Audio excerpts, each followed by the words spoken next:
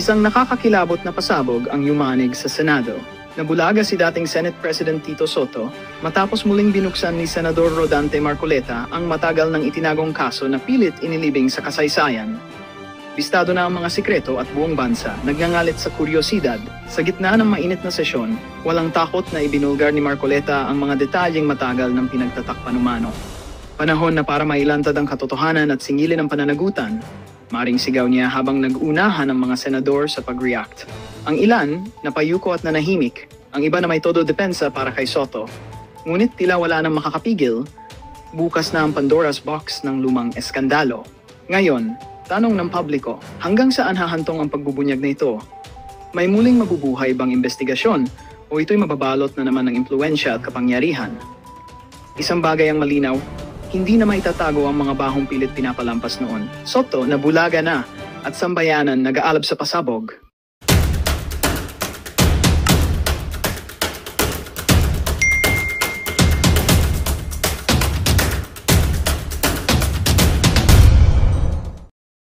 Sa ating bayan dahil isinalaysay nila at ako naniniwala ako dito sa salaysay nila na talagang wala silang magawa kundi wala silang napipilitan sila dahil kung hindi sila susunod na magbigay ng 25% na lagay doon sa nasa itaas na binabanggit niya ni Carly Diskaya na ito ay para kay Tambaluslos at para kay Zaldico base dito sa kanyang mga nakakausap na mga taga-DPWH.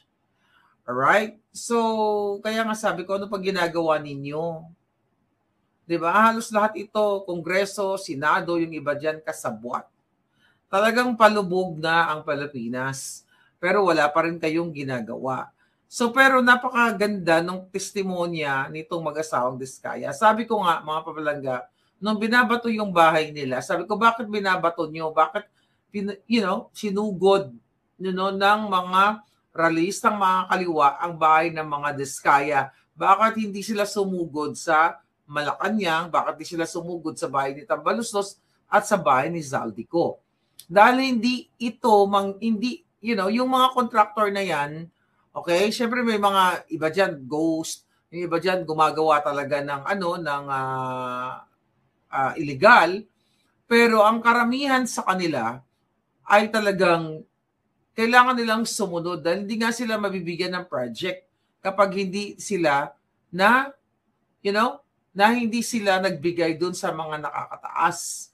So ngayon, sinasabi dito ng mga Diskaya, yun na nga, na nag-start sila noong 2003, tapos nag-start sila na lumahok sa mga government projects. Then, ang sabi dito sa number 3, na hindi daw naging madali ang trabaho nila sa mga government projects dahil madalas, mahirap sumingil at, totoo naman yan, alam nyo. But, di ba, meron akong kakilala, actually, meron akong meron akong kakilala, even kamag-anak, na meron silang transaction sa, politiko. Pagmamayari ng politiko, pero ang company private. So, politiko siya, hindi ko na sinabi ko na sa inyo, yung mga sila Villar. Okay? Sila Cynthia Villar. Nabanggit ko na to sa inyo. Ito yung may mga tawag dito, mga supplier na hindi nila nababayaran. Pero yung kumpanya na yon hindi DPWH, is a private company ng mga Villar. Sinabi ko rin sa inyo before. Kaya totoo itong sinasabi ng mga Diskaya na mahirap talaga maningil, okay, sa mga taong gobyerno o sa mga nasa gobyerno kasi ipit-ipitan ka. Tapos sinabi dito ng mga Diskaya na yun na nga, hanggang sa may lumapit sa kanila na kaibigan nila, yung pinangalan ng Voltaire Claveria, at inikayat sila, inalok sila na magkaroon ng project sa national level. So dito sa mga testimonya na ito, at pinakilala nitong Claveria na ito, na siya ay nagtatrabaho sa mga kongresista at nangakong kapag nagbigay nga daw sila ng pera, yung mga diskaya ay makakuha sila ng project. Ako naniniwala, tayo lahat naniniwala dito. At sabi ng mga diskaya, dahil wala naman daw silang alam sa mga kalakaran, sa mga ganyang government projects, so nag-trust sila at ibinigay nila yung lahat ng kanilang mga ipon para, para makakuha ng project. But during that time, niloko daw sila nitong taong ito at naglaho na lang na parang bula ang kanilang pera. Then, pumunta sila sa DPWH, okay? Nag-report sila pero wala rin daw nangyari, hindi daw sila pinapansin at hindi daw sila nagsumuko para gawin yung tama sa kanilang mga negosyo at patuloy na sumasali sa kanilang mga biddings sa government hanggang sa later on yung mga kumpanya nila yung kumpanya nga daw nila ay nanalo ng bidding, okay, sa mga projects dito sa national government. According to them, according dito sa kanyang testimonya, ay patas na bidding. At sinabi niya dito na ibinuhos nilang lahat at nagsumikap sila para maipakita ang kanilang capacity ng kanilang company para nga maayos daw yung mga dekalidad or yung mga proyekto nila. Then, nagkaroon sila ang term nila is kaunting tagumpay dito sa St. Gerard Construction na ito. Kaya according to mag-asawang Diskaya, ay nag-expand sa kanilang pagninegosyo. Kaya nga itong pinangalan ng Alpha and Omega General Contractor Development na dyan ay nasasangkot dito sa mga proyektong ito na substandard according dyan sa pinag-uusapan sa Senado at sa Congress now. Okay. Alam naman natin na hindi talaga makakakuha ng proyekto ang isang contractor kung walang backer o walang ganitong klaseng kalakaran na maniningil ng 25% o up to 30%, di ba? Kasi yung kausap niya, ng mga Diskaya, sinasabi nga na 25% ang ibibigay sa taas. At ang taas na ito, si Tambaluslos at itong si Zaldico. Again, yung kanilang testimonya ay nag-corroborate po yan dito sa informante natin, mga kababayan, na inilabas ko ng 2023 na talagang si Zaldico at si Tambaluslos ay bumili pa ng bahay sa Forbes Park para paglagakan ng kanilang perang nakukuha dito sa mga contractors o dito sa mga kanilang mga illegal na gawain. So 2023 ko pa sinasabi. Kaya sabi ko, thankful ako dahil lumabas ito din ng investigation na ito at nag-corroborate nga. Okay? Nag-corroborate yung aking mga testimonya dito sa testimonya naman ng mga Diskaya. Kaya hindi, alam mo maganda yung sinabi ni Curly. Okay?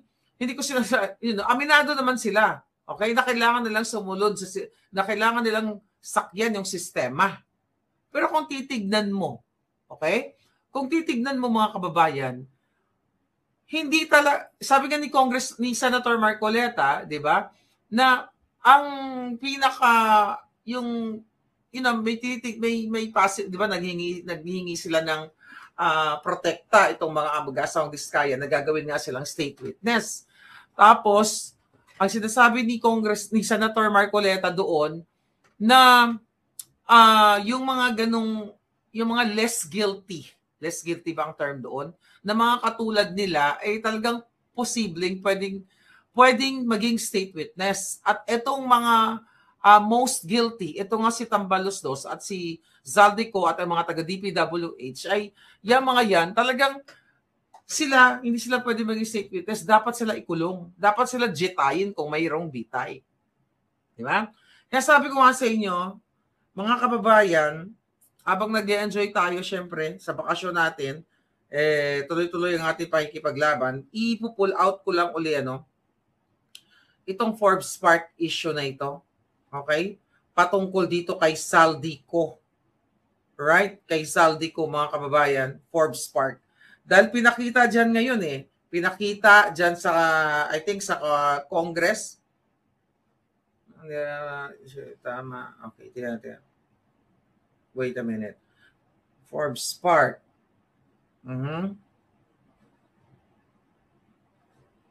Okay.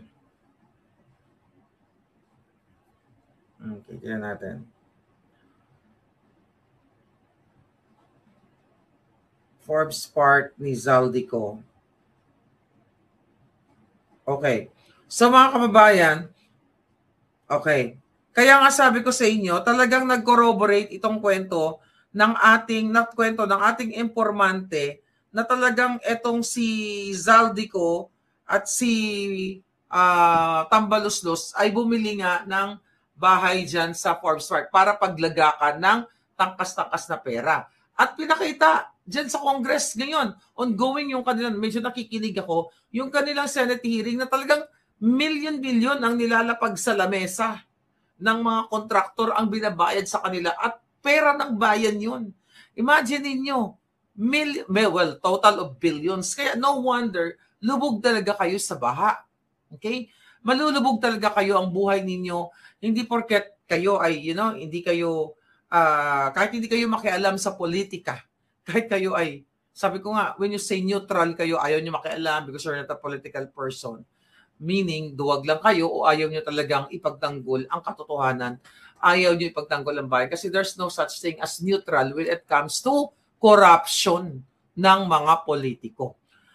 Magpasalamat pa rin tayo dito sa mga diskaya na ito, sa kabila, well, of course, di ba, yung mga yung paulit-ulit kong sinabi, yung ipinakita nila mga luxurious cars nila, yung kanilang buhay and everything na pinapakita nila, tinga lamang sila. Imagine mo, based dun sa kanilang testimonya, ang napupunta lang sa kanila is 3 to 5%.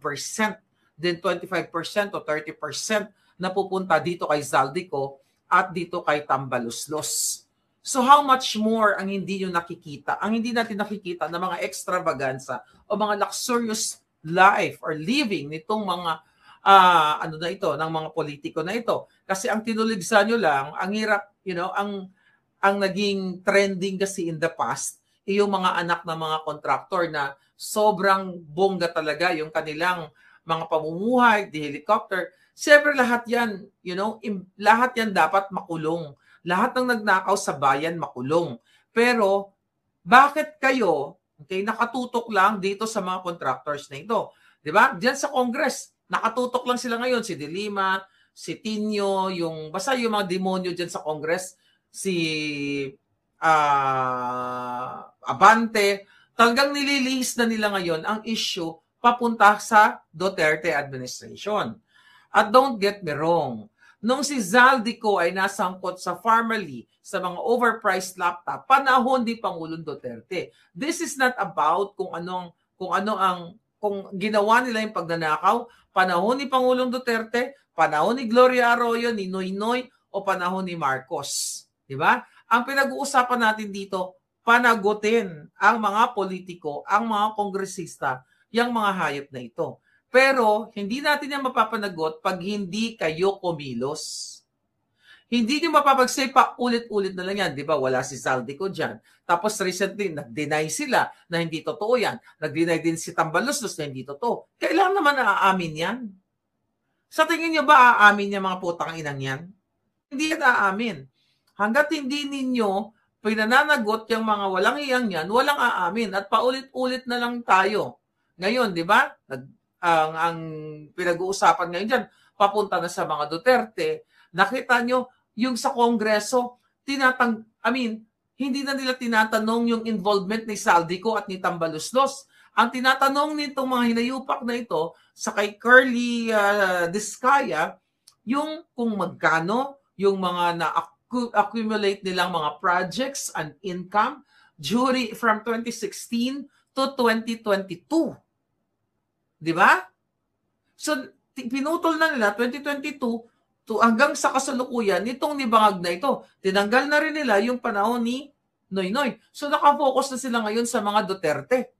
At again, hindi po, kahit ng panahon ni Duterte, yan si Zaldico, kasama yan din sa declaration ko.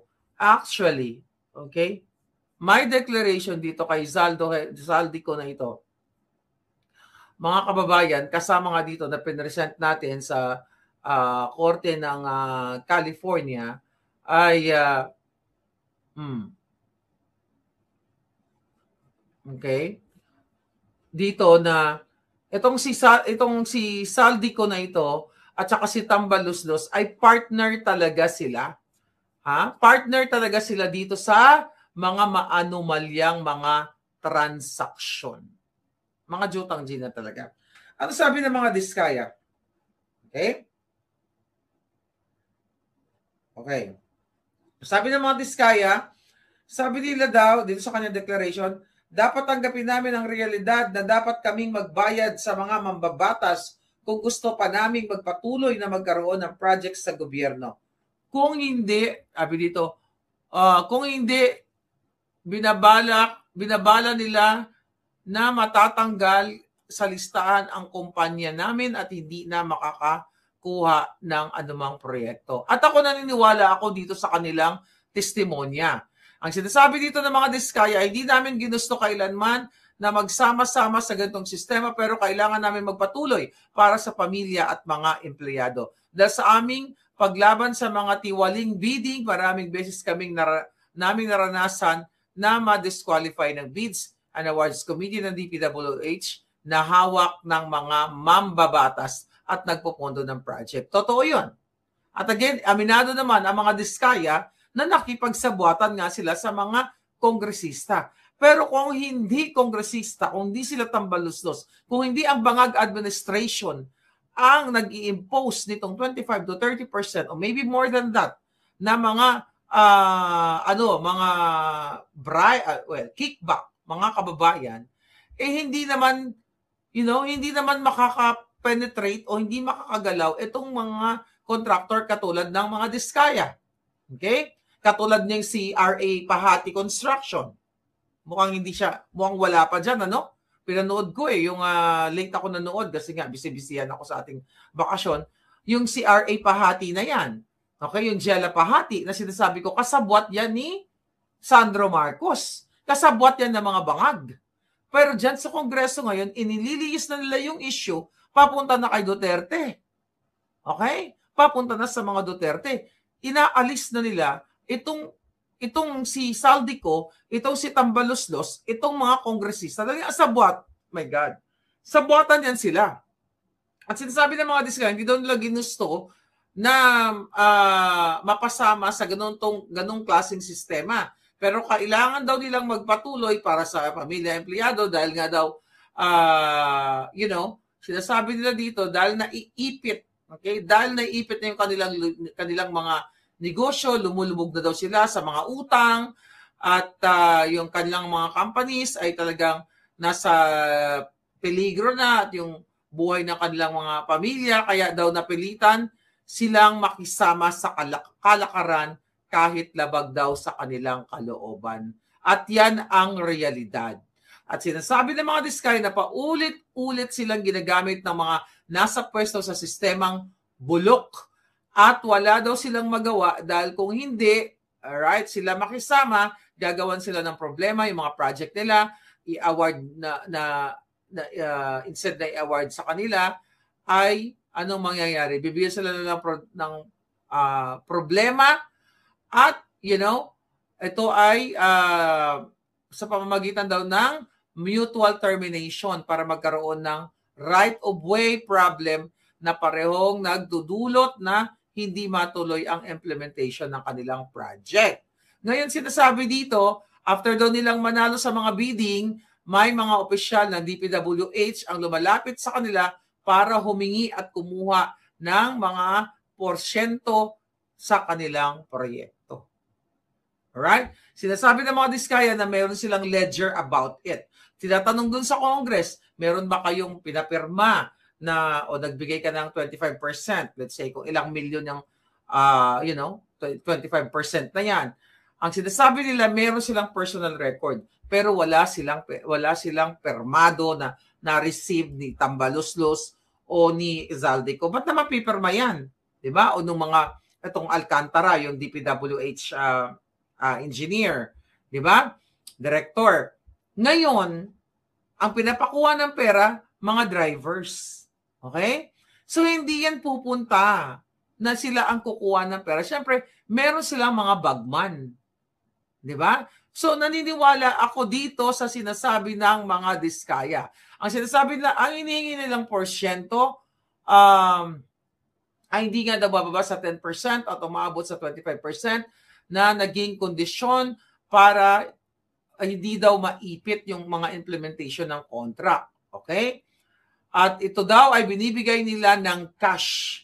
Ang bawat transaksyon ay may karampatang voucher at ledger na nakasaad ng mga araw kung kailan ito natanggap. Ilan sa kanila ay sina. Ito na nga, yung mga pinangalanan na alam nyo na. Ito yung si Terence Calatrava, former Undersecretary of the Office of the Presidential Assistant for the Visayas of the Philippines. Yung pinakasikat, yung Kong Roman Romulo ng Pasig, na yan pala ay mentor ni Vico Sotto. Kaya kung mapapansin mo, di ba, maraming bumilib sa inyo kay Vico Sotto. Pero selective lang siya. Bakit mga diskaya lang? Ang mga diskaya ay kontraktor lamang sila. Ang punot dulo ay ang mga politiko, ang mga kongresista. Bakit hindi tinitira ni Vico Sotto itong mga politiko? Bakit ang mga diskaya lang? Selective. Kasi nga, nilabanan siya during election.